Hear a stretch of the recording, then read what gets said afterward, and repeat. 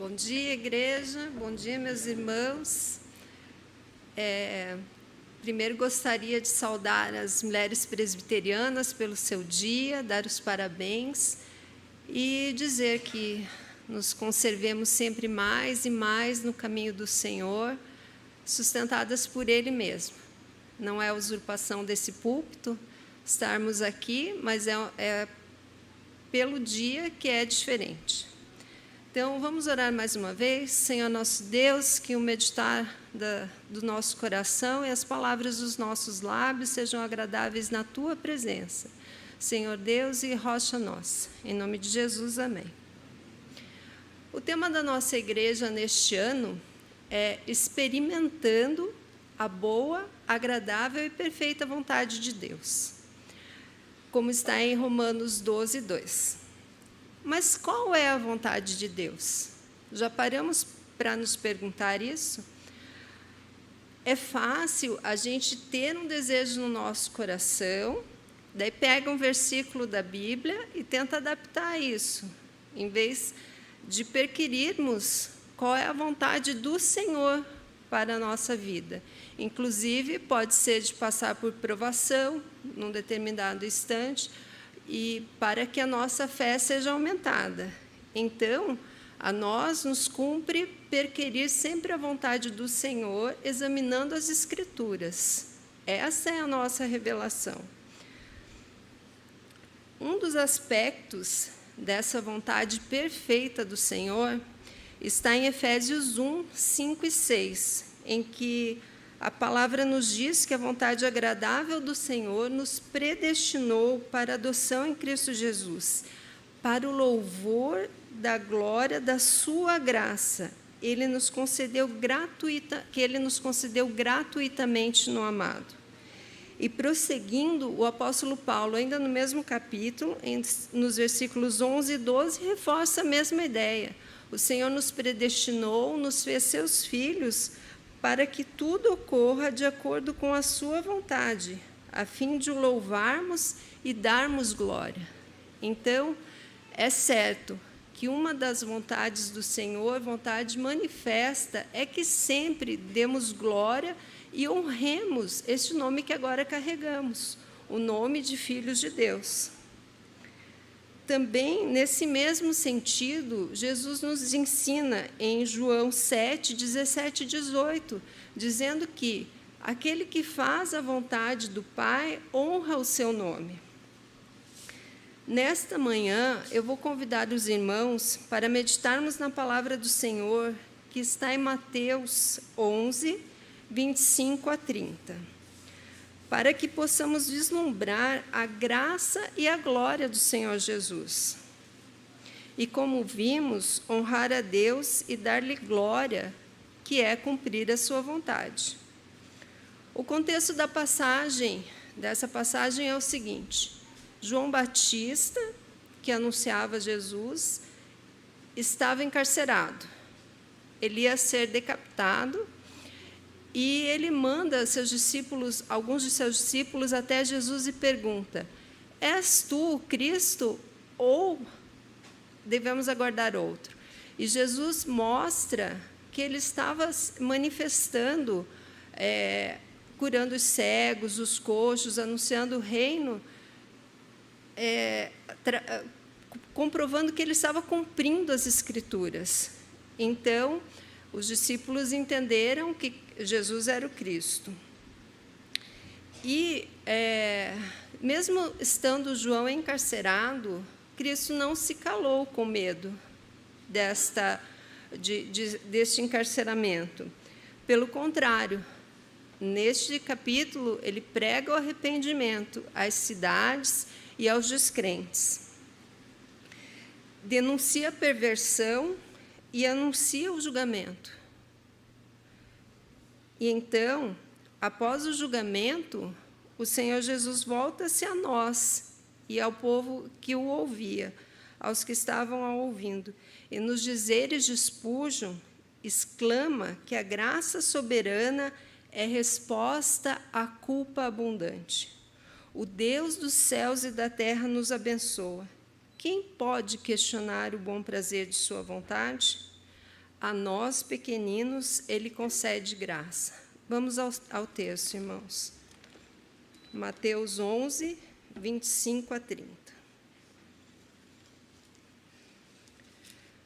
Por aquele tempo, exclamou Jesus: graças te dou, ó Pai, Senhor do céu e da terra, porque ocultastes essas coisas aos sábios e instruídos e as revelastes aos pequeninos. Sim, ó Pai, porque assim foi do teu agrado. Tudo me foi entregue por meu Pai. Ninguém conhece o Filho, senão o Pai. E ninguém conhece o Pai, senão o Filho, e aquele a quem o Filho o quiser revelar. Vinde a mim, vós todos que estáis cansados e sobrecarregados, e eu vos aliviarei. Tomai sobre vós o meu jugo e aprendei de mim, porque sou manso e humilde de coração. E achareis descanso para a vossa alma, porque o meu jugo é suave e o meu fardo é leve.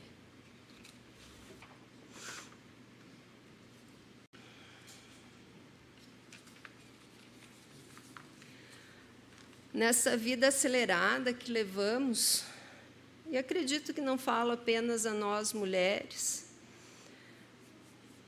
nós não temos tempo suficiente para nada. Corremos, corremos, corremos e não chegamos a lugar nenhum.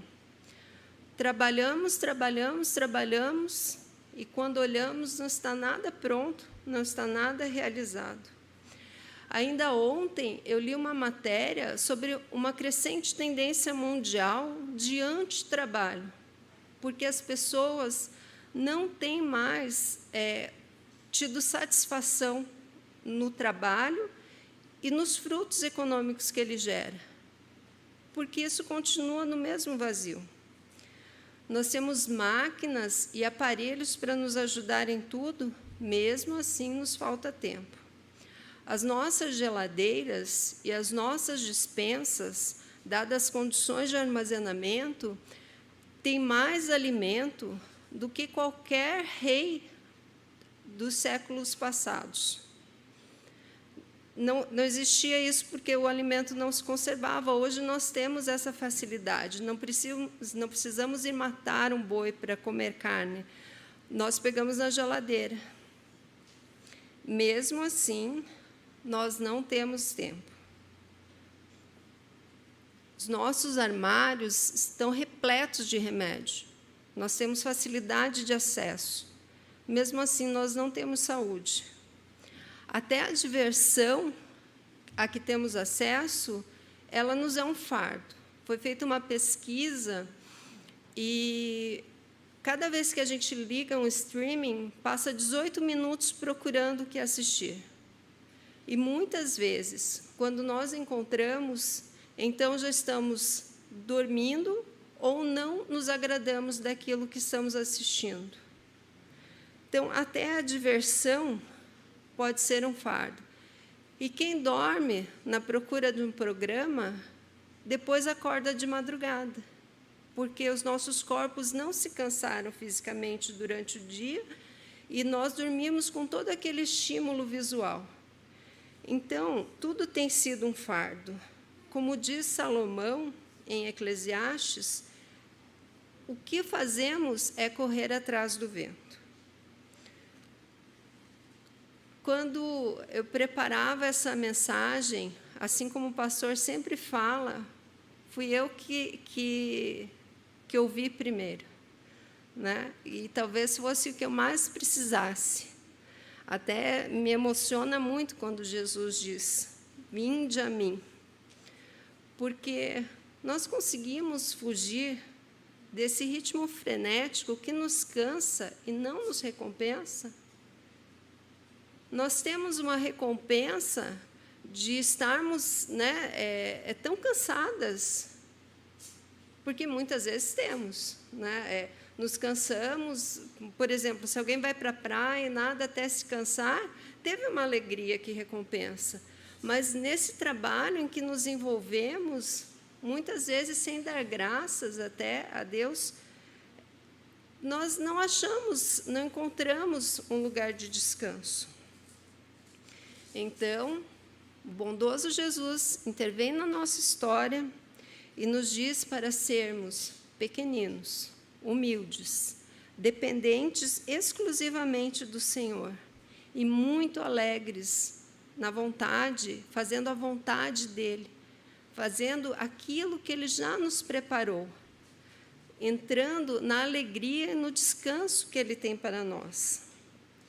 E como Ele disse para Marta, Ele também diz aqui, uma só coisa é necessária. Não precisamos nos exasperar, nem ficar correndo de um lado para o outro e nos fatigando com aquilo que perece. Se nós nos preocupássemos em alimentar as nossas almas, como nós nos preocupamos em alimentar o nosso corpo, selecionando tudo aquilo que vai entrar pela nossa boca, se vai alimentar, se vai sustentar, se é aquilo que nos agrada. Se nós nos preocupássemos na leitura das Escrituras, que isso alimenta as nossas almas, se nos preocupássemos com uma vida de oração, com dar prioridade à busca do reino e à sua justiça. Se nós gastássemos esses 18 minutos que gastamos procurando um filme, se nós gastássemos olhando para o nosso coração, o quanto ele pecou, o que poderíamos pedir perdão ao Senhor, para que voltássemos, então, à alegria da sua presença. O que nos fatiga, irmãos, é a nossa idolatria, é o nosso pecado, não são os nossos afazeres. Os falsos deuses, eu vou dar só um exemplo, mas se cada um for ver o seu pecado, aquilo em que tem insistido e que nos sobrecarrega, vai ver que é assim mesmo. Os falsos deuses exigem um trabalho árduo.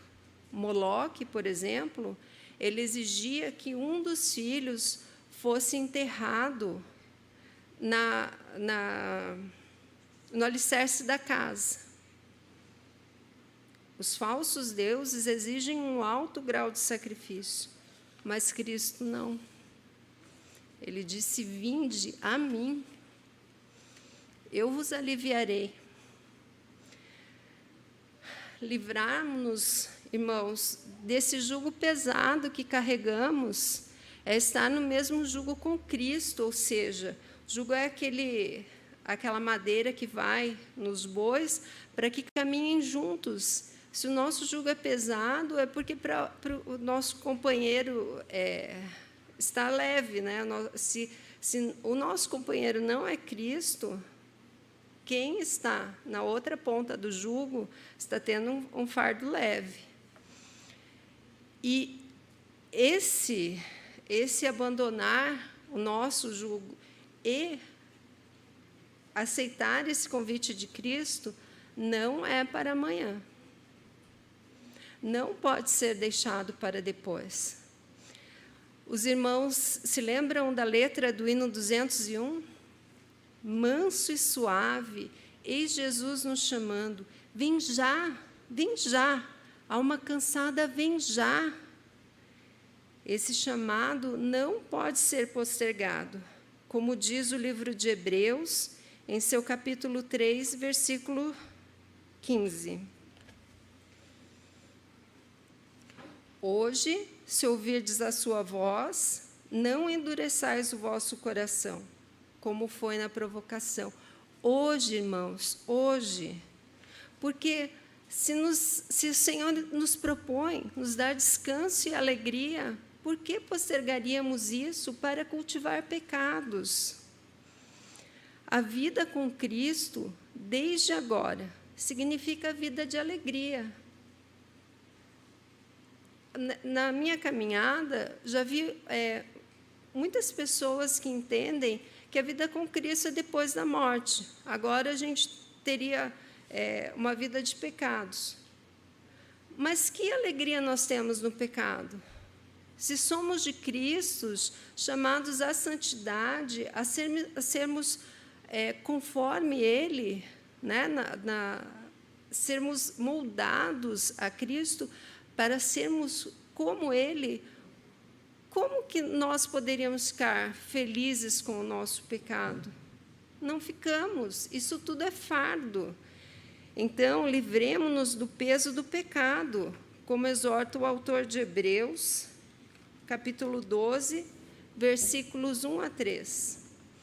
Portanto, também nós, visto que temos a rodear-nos tão grande nuvem de testemunhas, desembaraçando-nos de todo o peso e do pecado que tenazmente nos assedia, corramos com perseverança a carreira que nos está proposta, olhando firmemente para o autor e consumador da fé, Jesus, o qual, em troca da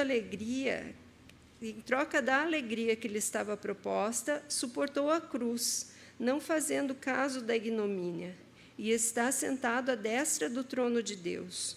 Considerai, pois, atentamente aquele que suportou tamanha oposição dos pecadores contra si mesmo, para que não vos fatigueis desmaiando em vossa alma. Então, como nos livramos desse pecado? Desse pecado que tenazmente nos assedia. O pecado é esperto, ele nos promete algo que ele não vai nos entregar. Mas nós, embora possamos raciocinar e ver toda a beleza, toda a alegria, todo o descanso que Deus nos propõe, tantas e tantas vezes nos rendemos aos nossos próprios pecados. Muitas vezes justificamos, o que é pior do que não admiti-lo, né? Assim como Davi fez, que quando admitiu o pecado, tirou esse grande jugo que havia sobre ele, né? E pediu ao Senhor que restituísse a alegria da sua salvação. E Jesus nos propõe isso, restituir-nos essa alegria. Ele diz, vinde a mim. E ele ainda diz por quê? Porque sou manso e humilde de coração. Ele não está dizendo que ele vai nos pisar ou que ele vai nos jogar no fogo do inferno como mereceríamos. Não, ele nos propõe que nos livremos desse fardo e que nos voltemos a ele, porque ele é manso e humilde de coração. Então, como nos livrar desse fardo, desse jugo, e tomar o jugo de Cristo? Olhando para ele, meditando naquilo que é Cristo, né? Nos atributos de Cristo. Experimentar a boa, perfeita e agradável de Deus, como nos instrui Romanos 12, 2, implica em renovar a nossa mente. Jonathan Edwards fala em dirigir as nossas afeições. As nossas afeições, muitas vezes, são voltadas à materialidade, né? A coisas materiais, e por isso o nosso fardo, porque trabalhamos para conseguir, e quando conseguimos algo material, já não nos é satisfatório. Mas se nós trabalhamos para a glória de Deus, para servi-lo, só no trabalhar, isso já nos dá essa alegria. Só no trabalhar já temos essa satisfação e o descanso, mesmo trabalhando. Então, irmãos, meditemos nos atributos de Cristo. Ele é a imagem do Deus invisível, por quem e para quem tudo que existe foi feito. Certamente, olhar para Cristo nos leva a desviar as nossas afeições dos nossos fardos, porque se contamos os nossos fardos, rendemos glórias a nós mesmos e aos nossos fardos. Mas se olhamos para Cristo e a Ele rendemos glória, então dirigimos nossa afeição para o lado correto, para Deus. E tanta coisa há em que pensar. Deus, o Senhor Jesus é o nosso resgatador, é o Senhor das nossas vidas. Cristo, Ele é a nossa rocha, o nosso refúgio. Tantas são as palavras que são designadas nas Escrituras para falar de Cristo. Isaías fala: Deus conosco, maravilhoso conselheiro, Deus forte, Pai da eternidade, príncipe da paz. Deus Pai, no batismo de Jesus, fala: este é o meu Filho amado, em quem eu me comprazo. E sobre si mesmo, além de todas as outras passagens que nós vemos, Jesus fala dele mesmo: eu sou o bom pastor, eu sou a luz do mundo, eu sou o caminho, a verdade e a vida, sou manso e humilde de coração. Fitemos, então, a Ele com toda a nossa confiança, porque Ele é um mediador que pisou os nossos passos, sofreu as nossas dores e sabe o que é sofrimento e intercede por nós. Dizemos, então, irmãos, a glória deste Deus maravilhoso e nos lembremos sempre, em vez de nos afatigarmos com tantas coisas, que uma só é necessária. E o que é necessário, o Senhor Jesus Cristo já nos concedeu. Ele, em quem o Pai se compraz, e que também nos concede toda a alegria que buscamos. Ele é do tamanho exato do vazio do nosso coração. Como ele narra em Mateus 13:44, quem encontra o reino, encontra o tesouro. Então, vende tudo que tem, porque já nada lhe é precioso, senão esse tesouro. Nessas palavras, saúdo mais uma vez as nossas mulheres presbiterianas, as que nos ouvem também pela internet, por seu dia. Parabéns, irmãs da família da fé, essa fé que nos foi concedido pelo glorioso Jesus. Honremos o nome dessa família, da família de Deus, e experimentemos entrar no descanso do Senhor, na alegria que Ele nos concede no seu amado.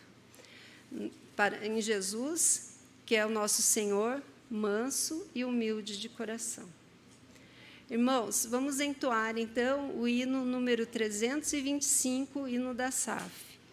Vamos orar mais uma vez. Senhor, aplica a Tua palavra em nossos corações e que possamos, Senhor, desviar a atenção, Senhor, dos nossos olhos, do nosso coração, de tudo aquilo, Senhor, que nos prejudica e que nos leva para longe de Ti. E que nos lembremos sempre, Senhor, dessa palavra bendita: vinde a mim. Não é a outro, Senhor, mas a Ti mesmo. Guarda-nos sempre, Senhor, iluminados pelo Teu Santo Espírito que em nós habita, para que possamos, ó Senhor, guardar sempre essas palavras, irmos a Ti e termos a alegria e o descanso que o Senhor mesmo nos propõe. Em nome de Jesus. Amém.